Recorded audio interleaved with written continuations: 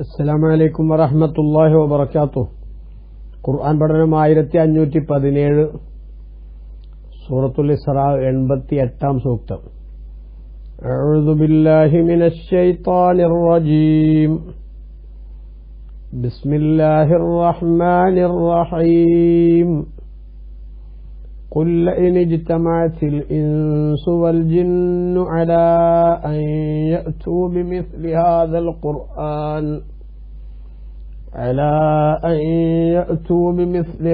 القرآن لا يأتون بمثله ولو كان بعضهم لبعض ظهيرا. صدق الله العظيم. بسم الله والحمد لله والصلاة والسلام على سيدنا محمد وآله وصحبه ومن تبعهم بإحسان إلى يوم الدين. أما بعد.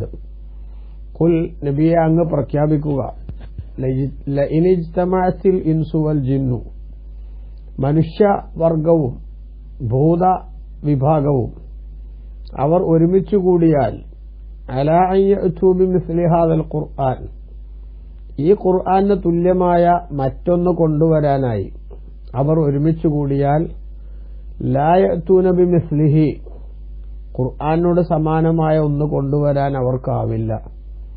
വലൗ കാന ബഅ്ളുഹും ലിബഅ്ളിൻ ളഹീറ, അവരിൽ ചിലർ മറ്റു ചിലരെ അതിനുവേണ്ടി പരസ്പരം സഹായിച്ചാൽ പോലും.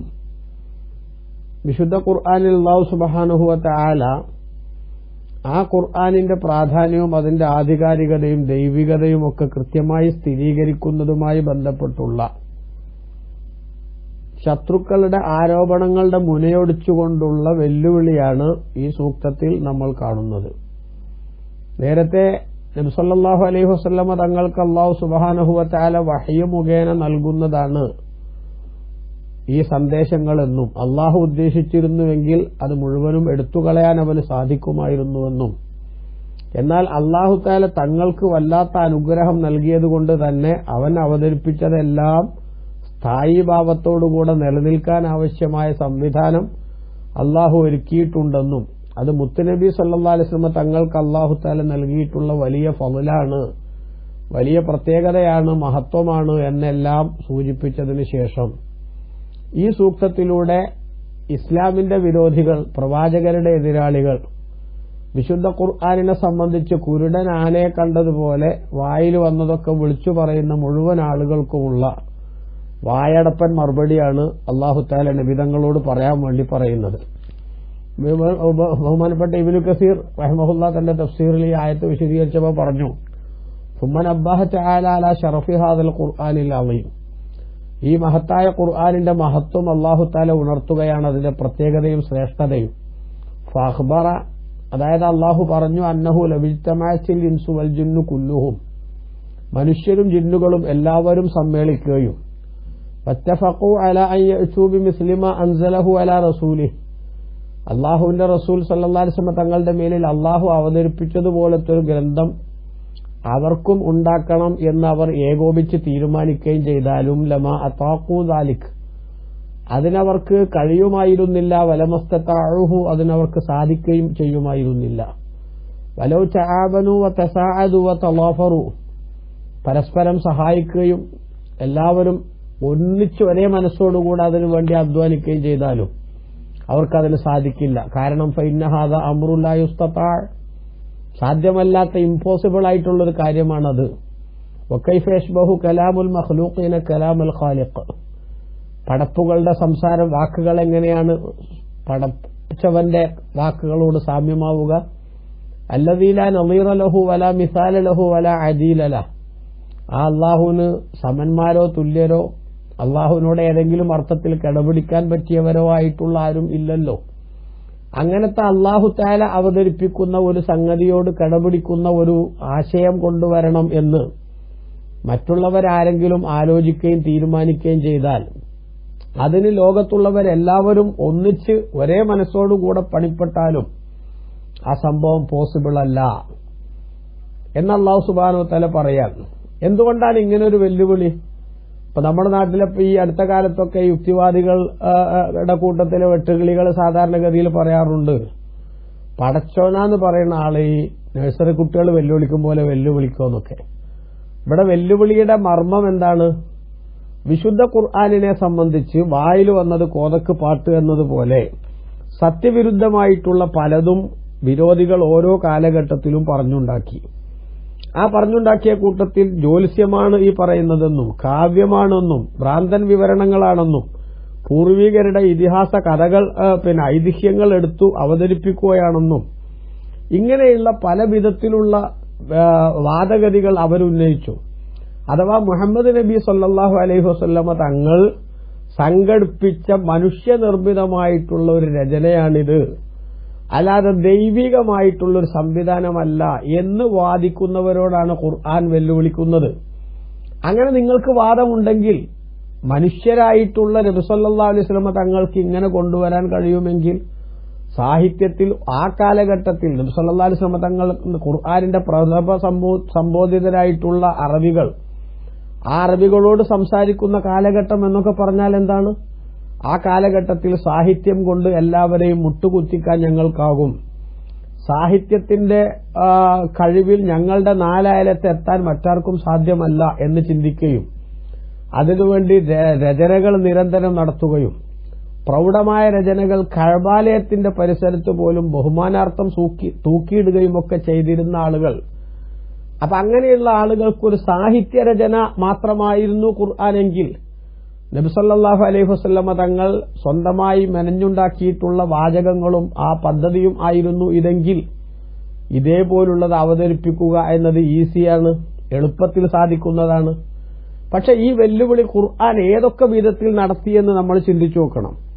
ഖുർആനെ സംബന്ധിച്ച് അതിന്റെ എതിരാളികൾ ഉന്നയിക്കുന്ന ആരോപണങ്ങളുടെ മുനയൊടിച്ചുകൊണ്ട് സാഹിത്യമേന്മയുടെയും അവതരണ മഹിമയുടെയും വിഷയസമ്പുഷ്ടതയുടെയും വശ്യമായ ക്രോഡീകരണത്തിന്റെയും മറ്റും കാര്യത്തിൽ ഈ ദിവ്യഗ്രന്ഥത്തിന്റെ നാലയലത്തേക്ക് എത്താൻ പറ്റും വിധത്തിലുള്ള ഒരു ഖുർആൻ, ഒരു ഗ്രന്ഥം കൊണ്ടുവരാൻ ഖുർആൻ വെല്ലുവിളിക്കുന്നു.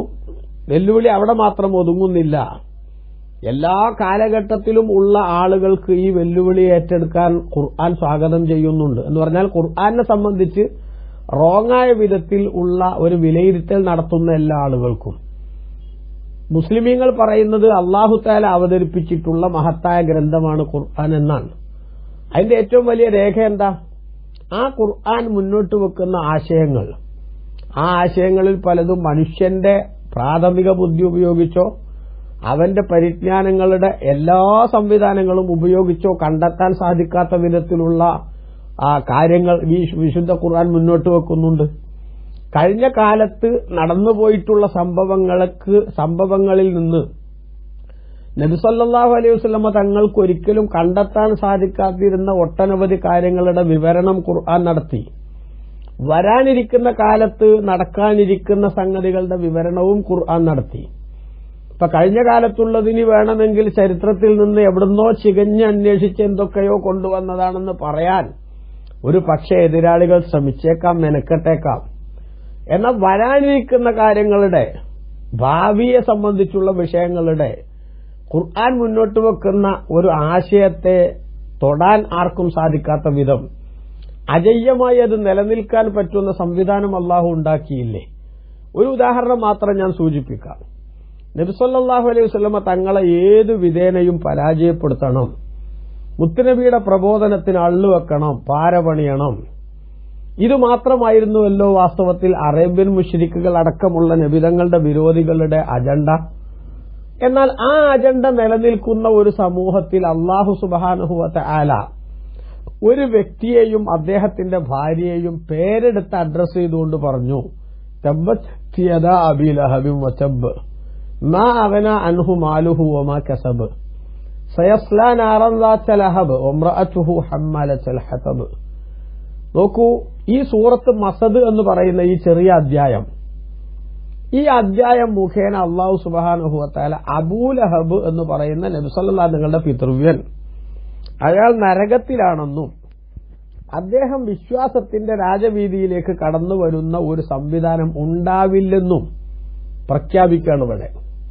ഈ ഖുർആനിനെ വെല്ലുവിളിക്കാനെങ്കിലും അല്ലെങ്കിൽ നബിതങ്ങളുടെ ഈ പ്രസ്താവനകളൊക്കെ പുളുവാണെന്ന് പറയാൻ വേണ്ടിയെങ്കിലും ആളുകളുടെ മുന്നിൽ അബൂലഹബ് ഒരു ഡ്രാമ കളിച്ചിരുന്നുവെങ്കിൽ ഞാനും മുഹമ്മദ് നബി സല്ലല്ലാഹു അലൈഹി വസല്ലം തങ്ങളെ കൊണ്ട് വിശ്വസിച്ച് അനുയായിയാവുകയാണ് എന്ന അയാൾ ഒരിക്കലെങ്കിലും ജീവിതത്തിൽ പറഞ്ഞിരുന്നുവെങ്കിൽ പരിശുദ്ധ ഖുർആൻ എന്തെങ്കിലുമൊക്കെ വിളിച്ചു പറയുകയാണ് എന്നൊരു പ്രതീതി ശത്രുക്കളുടെ മനസ്സിലുണ്ടാക്കാൻ ഈ ഖുർആന്റെ ആശയങ്ങൾ അല്ലെങ്കിൽ അതിന്റെ കണ്ടെത്തലുകൾ, അതിന്റെ ഫൈൻഡിങ്ങുകളൊന്നും തന്നെ അത് കറക്റ്റ് അല്ല എന്ന് ശത്രുക്കൾക്ക് ആഘോഷിക്കാനുള്ള സുവർണാവസരം ലഭിക്കുമായിരുന്നു. അല്ലേ? ഇതിവിടെ യഥാർത്ഥത്തിൽ അബൂലഹബ് വിശ്വസിക്കണമെന്നില്ല. മറിച്ച് അബൂലഹബ് വെറുതെ ഒരു മാത്സര്യ ബുദ്ധിയോടുകൂടെ ഞാനും ഇസ്ലാമിന്റെ ഭാഗമായിരിക്കുന്നു എന്ന് പറഞ്ഞാൽ ഈ ഖുർആനിലെ അത്തരം ഭാഗങ്ങളെ എന്തായാലും എഡിറ്റ് ചെയ്ത് മാറ്റേണ്ടി വരില്ലായിരുന്നുവോ? അല്ലെങ്കിൽ അതുമായിട്ട് റസൂലുള്ളാഹി സ്വല്ലല്ലാഹു അലൈഹി വസല്ലം മുന്നോട്ട് പോകാൻ സാധിക്കുമായിരുന്നുവോ? അപ്പൊ അബൂലഹബ് ഈ മാത്സര്യത്തിന് പോലും വിശ്വസിക്കില്ല എന്ന് ആ സംഭവങ്ങളുടെ ഭാവിയെ സംബന്ധിച്ച് കൃത്യമായി പ്രവചിക്കാൻ സാധിക്കുന്ന നാഥന്റെ വാക്കുകളായതുകൊണ്ടാണ് ആ പ്രഖ്യാപനം അത് അങ്ങനെ തന്നെ യാഥാർത്ഥ്യത്തോടുകൂടെ നിലനിന്നത്. വിമർശനത്തിനു വേണ്ടി പോലും ശത്രുക്കൾക്ക് മുത്തുനബി സല്ലല്ലാഹു അലൈഹി വസല്ലം തങ്ങളുടെ വായടക്കാൻ ഇത്തരത്തിലുള്ള ഡ്രാമ കളിക്കാൻ പോലും സാധിക്കാതെ പോയത്. അതെന്തുകൊണ്ടാണ്? ത്രികാലജ്ഞാനിയായ നാഥൻ അവതരിപ്പിച്ചതാണത് എന്നതുകൊണ്ടാണ്. അല്ലേ? എത്ര സിമ്പിളായിട്ടുള്ള ഒരു കാര്യമാണ് ഇത് ഈ വിഷയത്തിൽ നമ്മൾ കാണുന്നത്. അബൂലഹബ് വെറുതെ മുത്തുനബി ഒന്ന് കളിയാക്കാൻ വേണ്ടി ഞാൻ വിശ്വസിച്ചു എന്ന് പറഞ്ഞാൽ അശ്ഹദു അല്ലാ ഇലാഹ ഇല്ലല്ലാഹു അശ്ഹദു അന്ന മുഹമ്മദൻ റസൂലുള്ളാഹ് എന്ന് ചൊല്ലിയാൽ, പരസ്യമായി അങ്ങനെ ചൊല്ലിയാളുടെ ഉള്ളിൽ വിശ്വാസം ഉണ്ടായാലും ഉണ്ടായില്ലെങ്കിലും അയാളുടെ മനസ്സിൽ അതിന്റെ ക്വാളിറ്റി എത്രത്തോളം, അതിന്റെ ഗ്രാഫ് എത്ര ഉണ്ട് എന്നുള്ളത് മനസ്സിലാക്കാൻ പറ്റിയാലും ഇല്ലെങ്കിലും ആളുകളുടെ മുന്നിൽ അയാൾ വിശ്വാസിയാണെന്നല്ലേ പറയാ. അങ്ങനെ വിശ്വാസിയാണെന്ന് പറഞ്ഞാൽ പിന്നെ അയാൾ നരകത്തിലാണെന്ന് എങ്ങനെ പറയും? അപ്പൊ ഒന്നുകിൽ ഖുർആൻ അനിവാര്യമായും എഡിറ്റ് ചെയ്യേണ്ടി വരില്ലായിരുന്നുവോ? പക്ഷെ ഇത്ര ഒരു വെല്ലുവിളിയുടെ സ്വരത്തിൽ അവൻ നരകത്തിൽ തന്നെയാണെന്ന് അവൻ ജീവിച്ചിരിക്കുന്ന കാലത്ത് ഉറക്കെ പ്രഖ്യാപിക്കാൻ, ആളുകളുടെ മുന്നിൽ അയാളുടെ ഈ വരാനിരിക്കുന്ന ഭാവിയെക്കുറിച്ച് കൃത്യമായിട്ടുള്ള ബയോഡാറ്റ തയ്യാറാക്കാൻ, അയാൾക്ക് ഇതിലൊരു മാറ്റം വരില്ല എന്ന് കൃത്യമായിട്ട് ഉറപ്പിക്കാനുള്ള കോൺഫിഡൻസ് എവിടുന്ന് ലഭിക്കുന്നു? അതാണ് ത്രികാലജ്ഞാനിയായ നാഥൻ അവതരിപ്പിക്കുന്നതാണ് ഖുർആൻ എന്ന് പറയുന്നതിന്റെ ചുരുക്കം. ഇങ്ങനെയുള്ള അദൃശ്യങ്ങളുടെയും അമ്പരപ്പിക്കുന്ന അത്ഭുതങ്ങളുടെയും ഒക്കെ ഒട്ടനവധി പ്രവചനങ്ങൾ വിശുദ്ധ ഖുർആനിൽ കാണാം. പ്രവചിക്കാൻ പലർക്കും പറ്റും, പക്ഷെ ആ പ്രവചനം പ്രഭാതം പോലെ പുലരുക എന്നത് മറ്റു പലരുടെ ജീവിതത്തിലുമില്ല. ഒത്തങ്കി ഒക്കട്ടെ എന്ന് വിചാരിച്ചിട്ടുള്ള പറച്ചിലാണ്. എന്നാൽ ഖുർആൻ അങ്ങനെയല്ല. ഖുർആൻ മുന്നോട്ട് വെക്കുന്ന ഓരോ ആശയങ്ങളും അതിന്റെ ഓരോ പ്രഖ്യാപനങ്ങളും വളരെ കറക്റ്റായിട്ടുള്ള വിവരങ്ങളാണ്. അത് ദൈവികമായിട്ടുള്ള സംവിധാനം തന്നെയാണ്. അത് മനുഷ്യനെ കൊണ്ട് സാധ്യമാണ് എന്നാണ് നിങ്ങൾ പറയുന്നതെങ്കിൽ, നിങ്ങളൊക്കെ മനുഷ്യന്മാരല്ലേ, നിങ്ങൾ കൊണ്ടുവരൂ. അത് ഒരാൾ ഒറ്റയ്ക്ക് കൊണ്ടുവരണമെന്ന് വാശി പിടിക്കുന്നില്ല. നിങ്ങൾക്ക് കിട്ടാവുന്ന മുഴുവൻ ഖുർആനിന്റെ വിരോധികളെ നിങ്ങൾ കൂട്ടുപിടിച്ചോളൂ. പിശാചടക്കം എല്ലാവരും ഒത്തുചേർന്ന് അതിനുവേണ്ടി പണിയെടുത്താലും നിങ്ങൾക്കത് സാധ്യമല്ല എന്നാണ് ഖുർആന്റെ വെല്ലുവിളി. ആ വെല്ലുവിളി ചുമ്മാ പറയുന്നതാണ് എന്ന് പറയാവുന്നവർ ഇന്നുണ്ടെങ്കിൽ അവർക്കും ഈ വെല്ലുവിളി സ്വീകരിക്കാം. ഖുർആൻ എത്രത്തോളം വെല്ലുവിളികളുടേതായിട്ടുള്ള സ്വഭാവങ്ങൾ സ്വീകരിച്ചു എന്ന് നമുക്ക് കാണാം. വിശുദ്ധ ഖുർആനിൽ അല്ലാഹു സുബ്ഹാനഹു വ തആല ഇവിടെ പറഞ്ഞു, ഖുൽ ലൻ ഇജ്തമഅത്തിൽ ഇൻസു വൽ ജിന്നു അലാ അൻ യഅ്തു ബിമിസ്ലി ഹാദൽ ഖുർആൻ ലാ യഅ്തൂന ബിമിസ്ലി വലൗ കാന ബഅ്ദുഹും ലിബഅദിൻ ളഹീറ. 88ാമത്തെ സൂക്തത്തിൽ 17ാം അധ്യായം സൂറത്തുൽ ഇസ്രാഇന്റെ നമ്മളിപ്പോ പറയുന്ന ഈ വാക്കിൽ ഖുർആന് തുല്യമായ ഒരു ഗ്രന്ഥം കൊണ്ടുവരാൻ വെല്ലുവിളിച്ചു. എന്നാൽ ആ വെല്ലുവിളി അങ്ങനെ തന്നെ സ്വീകരിക്കാൻ പ്രയാസമാണെങ്കിൽ ഖുർആനിലുള്ളതിന് തുല്യമാകുന്ന ഒരു 10 അധ്യായം കൊണ്ടുവരാൻ എന്ന് പറഞ്ഞാൽ വെല്ലുവിളിയുടെ വ്യാപ്തി ഒന്ന് കുറച്ച് ശത്രുക്കൾക്ക് കുറച്ച് സൗകര്യം കൂടുതൽ ചെയ്തു കൊടുക്കാൻ പറ്റിയ ഒരു സംവിധാനം, വെല്ലുവിളിയുടെ രണ്ടാമത്തെ ഒരു സ്റ്റേജ്. വിശുദ്ധ ഖുർആൻ 11ാം അധ്യായം സൂറത്ത് ഹൂദിന്റെ 13ാമത്തെ സൂക്തത്തിൽ അല്ലാഹു തആല പറഞ്ഞത് കാണാം, അം യഖൂലൂന ഇഫ്തറാഹ് ഖുൽ ഫഅ്തൂ ബിഅശ്രി സുവരിൻ മിസ്ലിഹി മുഫ്തറയാതിൻ വദ്ഉ മൻ ഇസ്തതഅ്തും മിൻ ദൂനില്ലാഹ് ഇൻ കുൻതും സാദിഖീൻ. മുഹമ്മദ് നബി സല്ലല്ലാഹു അലൈഹി വസല്ലം തങ്ങൾ കെട്ടിയുണ്ടാക്കിയതാണ് ഈ ഖുർആൻ, സ്വയം നിർമ്മിച്ചതാണ് എന്നാണോ അവർ പറയുന്നത്? അങ്ങനെയാണ് പറയുന്നതെങ്കിൽ തങ്ങൾ അവരോട് പറയൂ, ഫൗച്ചു നിങ്ങളും കൊണ്ടുവരൂ, എനിക്ക് കൊണ്ടുവരാൻ പറ്റുമെങ്കിൽ നിങ്ങൾക്ക് കൊണ്ടുവരാൻ പറ്റൂലേ? അതുകൊണ്ട് ഫഅ്തു ബിഅശ്രി സൂവരിൻ മിസ്ലിഹി മുഫ്തറയാത്ത്, ഈ ഖുർആനിലുള്ളതുപോലെ മനുഷ്യനിർമ്മിതമായിട്ടുള്ള ഒരു 10 അധ്യായം നിങ്ങൾ കൊണ്ടുവരൂ. അത് നിങ്ങൾ സ്വന്തം വേണ്ട. വദ്ഉ മൻ ഇസ്തതഅതും മിൻ ദൂനില്ലാഹ്, അല്ലാഹുവിന് പുറമെ നിങ്ങൾക്ക് സാധ്യമാകുന്ന എല്ലാ ആളുകളെയും നിങ്ങൾ സഹായത്തിന് വിളിച്ചോളൂ. ഇൻ കുന്തും സാദിഖീൻ, ഞാനാണ് ഇത് അവതരിപ്പിച്ചത് അഥവാ മുഹമ്മദ് നബി കെട്ടിയുണ്ടാക്കിയതാണ് എന്ന് പറയുന്നത് സത്യവാന്മാരാണെങ്കിൽ അതേപോലത്തെ ഒന്ന് കൊണ്ടുവന്ന് കാണിക്കാൻ നിങ്ങൾക്ക് സാധിക്കണം. ഇതുപോലത്തെ ഒരു ഗ്രന്ഥം പൂർണ്ണമായി വേണ്ട, 10 അധ്യായങ്ങൾ കൊണ്ടുവരൂ. രണ്ടാമത്തെ വെല്ലുവിളി. മൂന്നാമത്തെ വെല്ലുവിളി വിശുദ്ധ ഖുർആൻ 10-ാം അധ്യായം സൂറത്ത് യൂനുസിന്റെ 38-ാമത്തെ സൂക്തത്തിൽ അല്ലാഹു സുബ്ഹാനഹു വ തആല പറഞ്ഞു, അം യഖൂലൂന ഇഫ്തറാഹ് ഖുൽ ഫഅ്തു ബിസൂറത്തിൻ മിസ്ലിഹി വദ്ഉ മൻ ഇസ്തതഅതും മിൻ ദൂനില്ലാഹി ഇൻ കുൻതും സാദിഖീൻ. അം യഖൂലൂന ഇഫ്തറാഹ്, മുത്തനബി കെട്ടിയുണ്ടാക്കിയതാണ് ഖുർആൻ എന്നാണോ അവർ പറയുന്നത്? അങ്ങനെയാണെങ്കിൽ തങ്ങൾ പറയൂ അവരോട് ഫഅ്തു ബിസൂറത്തിൻ മിസ്ലി, ഖുർആനിലുള്ളതുപോലത്തെ ഒരധ്യായം അവർ കൊണ്ടുവരട്ടെ, നിങ്ങൾ കൊണ്ടുവരൂ എന്ന് പറയൂ. വദ്ഉ മൻ ഇസ്തതഅതും മിൻ ദൂനില്ലാഹ്, അല്ലാഹുവിന് പുറമെ നിങ്ങൾക്ക് സാധ്യമായ ആളുകളൊക്കെ വിളിച്ചോളൂ അതിന്. ഇൻ കുന്തും സാദിഖീൻ, നിങ്ങൾ സത്യം പറയുന്നവരാണെങ്കിൽ. നോക്കൂ, ഇത്തരത്തിലുള്ള വെല്ലുവിളികൾ വിശുദ്ധ ഖുർആൻ മുന്നോട്ട് വെച്ചിട്ട് ആ വെല്ലുവിളി ഇന്നും സ്വീകരിക്കാനാവാതെ വിശുദ്ധ ഖുർആനിന്റെ അമാനുഷികതയും അജയ്യതയും അത് കൃത്യമായി തലകുലുക്കി സമ്മതിക്കുന്ന ഒരവസ്ഥയിലേക്ക് ശത്രുക്കൾ എത്തിയതിനു ശേഷവും ഖുർആൻ എന്തൊക്കെയോ മായാവി കഥകളാണ് എന്ന് പരസ്യമായി പറയാനുള്ള തൊലിക്കട്ടി അത് നമ്മുടെ നാട്ടിൽ ചില വിരോധികൾ കാണിക്കുന്നു എന്നത് വല്ലാത്ത സങ്കടകരവും അതിലേറെ പ്രതിഷേധാർഹവുമാണ് എന്നല്ലാതെ നമുക്കെന്ത് പറയാൻ പറ്റും? അതുകൊണ്ട് വിശുദ്ധ ഖുർആൻ ദൈവികമാണ്, ത്രികാലജ്ഞാനിയായ അള്ളാഹു അവതരിപ്പിച്ചതാണ്. ആ ഖുർആനിന്റെ ഏതെങ്കിലും അർത്ഥത്തിലുള്ള ഒരു വെല്ലുവിളിയോ അതിന്റെ ഒരു കണ്ടെത്തലോ ചോദ്യം ചെയ്യാനോ നിരാകരിക്കാനോ അല്ലെങ്കിൽ അതിനോട് കിടപിടിക്കുന്ന ഏതെങ്കിലും വിധത്തിലുള്ള ഒരു രചന നടത്താനോ മനുഷ്യ സാധ്യമായിട്ടുള്ളതല്ല, ഭൂതവർഗത്തിനും സാധിക്കുന്നതല്ല. ലോകത്തുള്ള ബുദ്ധിരാക്ഷസന്മാരായ മുഴുവൻ ആളുകളും കൂടിയാലും അവരെ കൊണ്ടത് പറ്റില്ല. എന്തുകൊണ്ട് പറ്റില്ല? ഖുർആൻ ദൈവിക ഗ്രന്ഥമാണ്, അള്ളാഹു അവതരിപ്പിച്ചതാണ്.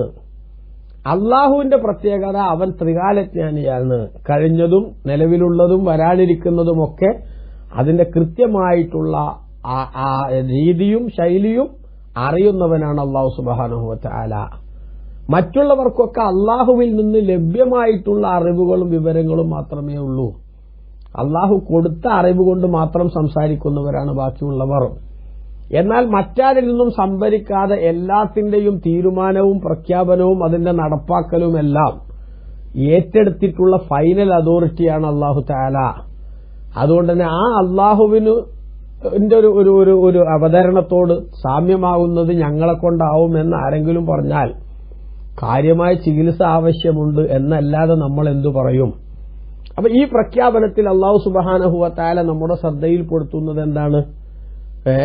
ഖുർആനിന്റെ വിവിധ രൂപത്തിലുള്ള അധ്യായം തന്നെ കൊണ്ടുവരാൻ സാധിക്കും. ഖുർആൻ പോലത്തെ ഒരു ഗ്രന്ഥം കൊണ്ടുവരാൻ വെല്ലുവിളിച്ചു, 10 അധ്യായം കൊണ്ടുവരാൻ വെല്ലുവിളിച്ചു. അതും കഴിഞ്ഞിട്ട് ഒരധ്യായം കൊണ്ടുവരാൻ വെല്ലുവിളിച്ചു. ഈ വെല്ലുവിളി ഒന്നും തന്നെ അവർക്ക് സ്വീകരിക്കാനായില്ല. ശത്രുക്കൾക്ക് അതിന്റെ മുന്നിൽ പഞ്ചപുച്ഛമടക്കി പരാജയം സമ്മതിച്ച് മാളത്തിൽ ഒളിക്കാനേ പറ്റിയുള്ളൂവെങ്കിൽ ഖുർആനിന്റെ ആധികാരികത, അതിന്റെ ദൈവികത അത് കൃത്യമായും പ്രകാശനം ചെയ്യപ്പെടുന്നു എന്നു തന്നെയാണ് വിശ്വാസികളായി നമ്മൾ മനസ്സിലാക്കുന്നത്.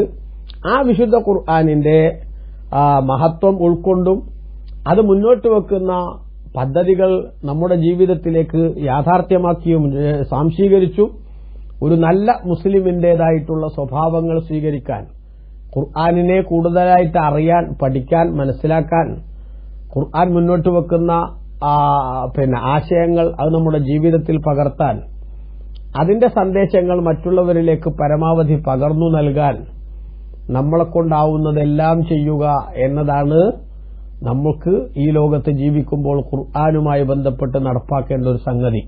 നന്നായി ഖുർആൻ പാരായണം ചെയ്യുന്നതും ഖുർആനിന്റെ ആശയം മനസ്സിലാക്കാൻ ശ്രമിക്കുന്നതും അത് പ്രചരിപ്പിക്കുന്നതുമൊക്കെ ഏറ്റവും പുണ്യമുള്ള കാര്യമാണ്. അള്ളാഹു നമ്മളെയൊക്കെ ഖുർആനിന്റെ സ്വന്തക്കാരിൽ ഉൾപ്പെടുത്തി അനുഗ്രഹിക്കട്ടെ. ആമീൻ. വസല്ലല്ലാഹു അലാ സയ്യിദിനാ മുഹമ്മദ് വആലിഹി വസഹ്ബിഹി അജ്മഈൻ വൽഹംദുലില്ലാഹി റബ്ബിൽ ആലമീൻ. വസ്സലാമു അലൈക്കും വറഹ്മത്തുള്ളാഹി.